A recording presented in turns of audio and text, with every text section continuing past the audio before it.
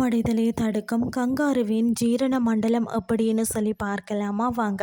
கங்காருவை என்றும் வினோதமாக பார்க்கும் நாம அதனை பற்றி சிறப்பு பண்புகளை இந்த பதிவில் பார்க்கலாமா வாங்க.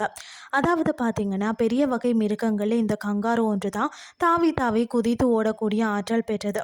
அப்படி தாவுவதற்கு ஏற்றவாறு மிகவும் உறுதி வாய்ந்த நீண்ட பின்னங்காலம் குட்டியான முன்னங்காலம் அமைந்து உடலை சமநிலையாக காத்து கொள்ள தசை பிடிப்பான நீண்ட வாழும் சிறிய தலையும் கொண்டிருக்கிறது. இவற்றால் மிக எளிதாக 20 முதல் 25 கிலோமீட்டர் வேகத்தில் தாவி ஓட முடியும். 3 மீட்டர் உயரத்துக்கு தாவும் கங்காருக்கள் ஒரே தாவில் பார்த்தீங்கன்னா 8 மீட்டர் தூரத்தை கடந்து விடுகிறது. அதாவது பார்த்தீங்கன்னா, இக்கட்டான சூழ்நிலையில் ஒரு குறுகிய தூரத்தை இவற்றால் 70 கிலோமீட்டர் வேகத்தில் கூட தாவி கடக்க இயலுமா. பொதுவாக பார்த்தீங்கன்னா, கங்காருகள் வாழும் ஆஸ்திரேலியா, பப்புவா நியூ கினியா போன்ற தீவுகளில் மற்ற கண்டங்களில் வாழக்கூடிய மிருகங்களுக்கு இருக்கிறத போல தான் கொலைக்கார கொடிய மிருகங்கள் அச்சுறுத்தல் இல்லாவிட்டாலும் இந்த செழிப்பற்ற வறண்ட நில பகுதிகளில் உணவுக்காகவும் தண்ணீருக்காகவும் இவை தினமும் வெகு தூரம் செல்ல வேண்டி இருக்கிறது. அப்படி விரைந்து நகர்வதற்கு இந்த வேக தாவுதல் பெரிதும் உதவுகிறதா. கிட்டத்தட்ட 60 வகையான கங்காருக்கள் இருப்பதாக கண்டறியப்பட்டுள்ளது. அதாவது பார்த்தீங்கன்னா, வல்லஃபிஸ் எனப்படும் சிறிய வகை கங்காரு முதல் உருவிலேயும் வடிவத்திலேயும் பல வகையாக இவை வேறுபட்டு காணப்படும். வகைக்கு வகை உண்ணும் உணவு மாறுபடுகிறது. மற்றது பார்த்தீங்கன்னு சொன்னால், சாட்பல் வகை கங்காருகள் அதிகமாக புற்களையும் மேய்கிறதா. சிவப்பு நிற வகை குத்துச்செடிகளும் சிறிய மரங்களின் கிளைகளையும் பிடித்து உண்ணும். சில வகை பாசிகளையும் கூட உண்பது உண்டு. அது மட்டும் இல்லாமல் கால்நடைகளை போல ஓய்வாக படுத்தவாறு உண்டதை மீண்டும் வாய்க்குள்ளே கொண்டு ஆசை போடும் இந்த மிருகங்கள் பகல் பொழுதும் முழுவதையும் இவ்வாறு ஓய்வெடுப்பதிலேயே கழிக்குமா. குளிர்ச்சியான மாலை நேரம், இரவு மற்றது அதிகாலையில் உணவு தேடி செல்லும். மரத்தடியில் குழி தோண்டி அதாவது குளிர்ந்த மணலில் படுத்து கொண்டே நாவால் முன்னங்கால்களை அடிக்கடி நக்கி உடல் வெப்பத்தை தணித்து கொள்ளும்.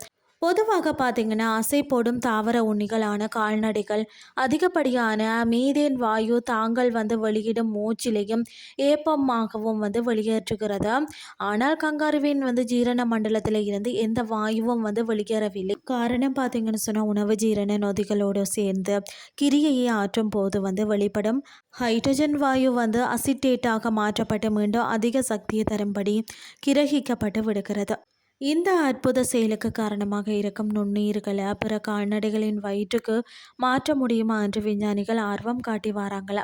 என்னென்னு சொன்னால், இன்று பூமியை கலவரப்படுத்தி கொண்டிருக்கக்கூடிய புவி மண்டல வெப்ப அதிகரிப்பில் தான் மீதேன் வாயு முக்கிய பங்காற்றுகிறது. கரியமில வாயுவை விட இந்த மீதேன் பங்கு 23 மடங்கு அதிகம்னே சொல்லலாம்.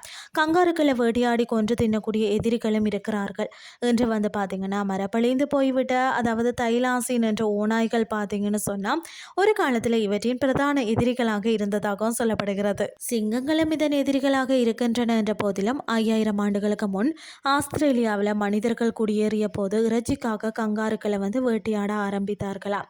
இன்று வரை ஆஸ்திரேலியாவின் மிக முக்கிய ஏற்றுமதி கங்காரு மாமிசம்தானா.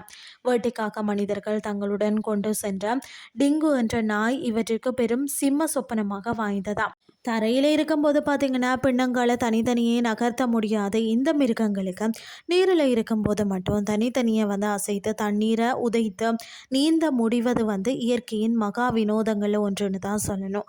இன்றைய கிறிஸ்டி உங்களுக்கு பிரயோசனமாக அமைஞ்சிருக்கும்னு சொல்லி நான் நம்புகிறேன். இதே மாதிரி மற்றும் ஒரு கிறிஸ்டின் வேலைக்கு உங்களை சந்திக்கிறேன். நன்றி.